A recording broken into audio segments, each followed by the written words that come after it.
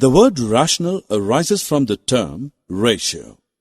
You mean that a ratio like 3:2, which can also be written as 3/2, is a rational number? Yes. Similarly, the ratio of two integers p and q, in which q is not equal to 0, can be written in the form p/q.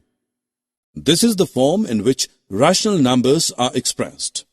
A rational number is defined as a number that can be expressed in the form p/q, where p and q are integers and q is not equal to 0.